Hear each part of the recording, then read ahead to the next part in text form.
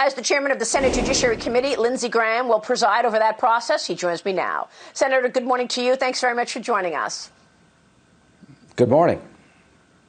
There have been concerns about COVID. Two of your Senate colleagues have said they tested positive for COVID last week, and now other colleagues are saying, how can we go forward with this confirmation hearing with COVID threats? Your response?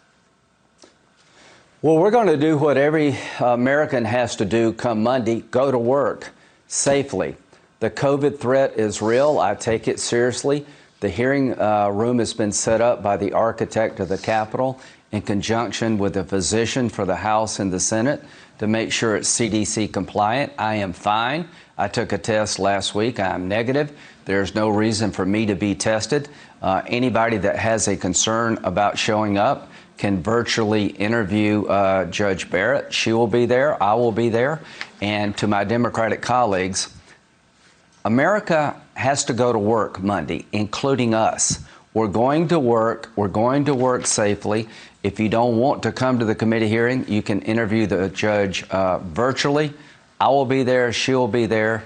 The hearing starts Monday, and we're going to get this fine lady confirmed out of committee by October 22nd. Senator, walk us through the process now. Monday is the introductions. You've got questions at some point. Is that Tuesday? Walk us through every day this week so viewers understand how this is going to be played out. We're doing this hearing just like we've done Alito, Roberts, Sotomayor, Kagan. You start out with a day of introductions. Each senator gets 10 minutes to deliver their opening statement. Judge Barrett will appear at the end of the day to give her opening statement, and we'll hear from a few other folks. That's Monday. Tuesday and Wednesday will be question days. Each senator gets 30 minutes to question Judge Barrett, followed by a second round 20 minutes. That's Tuesday and Wednesday. Thursday, we will hear from outside groups in support and opposition. We will begin the markup process Thursday, October the 15th. We'll come back holding over a week and vote her out of committee October the 22nd. I believe she'll be confirmed no later than Tuesday, a week before the election. That's my hope. It'll be up to Senator McConnell what to do after the 22nd, but we can easily get her confirmed before the election. All right, so you think she will be confirmed the Tuesday before the election. Okay, let me ask you about Andrew McCabe now. This declassification of documents has been very revealing in terms of what took place in 2016. You told us on the show a couple of weeks ago Andrew McCabe was coming to give you witness testimony. He has pulled out. Will you subpoena Andrew McCabe? Well, I'm trying to get him to come in voluntarily. To be honest with you, the hearing interrupted the McCabe interview. What have we learned over the last year? We've learned that the warrant against Carter Page was illegally obtained by the FBI. They used a dossier that was unreliable, that was fraudulent, that Rosenstein, the acting attorney general, said if he knew then what he knows now, he wouldn't have signed the warrant application. Same for Sally Yates. And the FBI director, Jim Comey, said if he knew then what he knows now, he wouldn't have signed the affidavit. And McCabe, somebody had to know something, so we're going to get McCabe in and see what he knew. But what did I tell you about 3 weeks ago? Something is coming out that's stunning. Well, that stunning event is now out. What do we now know that we didn't know a month ago? That in July of 2016, the Russians had picked up information that Hillary Clinton approved a plan to smear Donald Trump, being connected with the Russians as a political smear campaign. We know that the past president, Barack Obama, was briefed about this effort by Hillary Clinton to smear Donald Trump and condoned it. Now, is that a crime? I doubt it. Is it a crime to try to smear your opponent? Probably not. But what Obama did is one of the most saddest chapters in the history of the presidency. He knew that his party's nominee was out to try to link President Trump to Russia unfairly and without evidence, and he didn't do a damn thing about it. That's what we now know. Where is the criminality in this, Senator? I'd like to understand where you see criminality in all of this. Okay, my job, along with President Trump, is to tell the story of how corrupt the 2016 election was.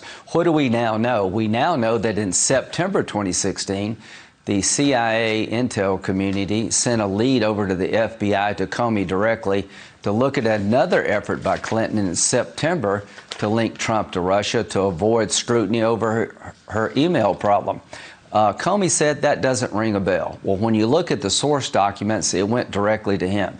So if we can prove he actually knew about this request and did nothing, then he could be charged with perjury. He said he didn't know anything about all the problems with the dossier, that the subsource was a Russian agent. If we can find somebody to say, no, that's not true, I briefed him, he's in trouble. If the Clinton Foundation used money from the foundation to pay for this smear campaign, they're in trouble. Anybody that hides evidence from the court, that alters evidence, they're in trouble. That's what Durham is looking at. It's one thing for abuse of power is generally not a crime. Political smears are generally not a crime, but the activity I just outlined is a crime, and we'll see where this goes. All right, I want to ask you two more things real quick before we go. Number one, are we going to see a stimulus package? What's holding it up? Is it liability protection, number one? And number two, got to get your take on Joe Biden refusing to answer the question whether or not the Democrats are going to stack the Supreme Court once they take control. Well, number one, your next guest, President Trump, is right to want a big stimulus package. The Fed chairman said a bigger package would help the economy. My Republican colleagues I listened to yesterday, quite frankly, I appreciate them, I admire them, but they're wrong.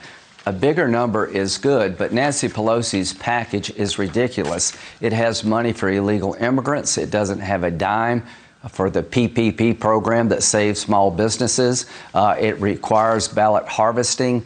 It has got policy provisions that are just dangerous for the country. It's not about the money, it's about the policy. Trump's right to go big. Nancy Pelosi's package is a liberal dream. It's not about COVID, it's about liberalism. Not a penny for small business in her package. Okay. All right, real quick on stacking the court, Senator. What's the implication?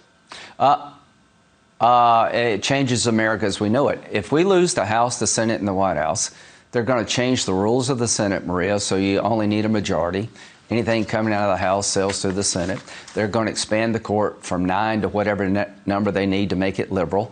They're going to abolish the Electoral College, which means New York and California pick our president. They're going to change America. A liberal Supreme Court's a nightmare for business. It's a nightmare for social policy. We can't let it happen. We must win this election, keep the Senate, because if they win, it's not going to be about a health care debate. They're going to structurally change the country so it'll be hard for a Republican to get elected president. They're going to make D.C. a state, altering the balance of power in the United States Senate. The parade of horribles that come if we lose the House, the Senate, and the White House is unbelievable.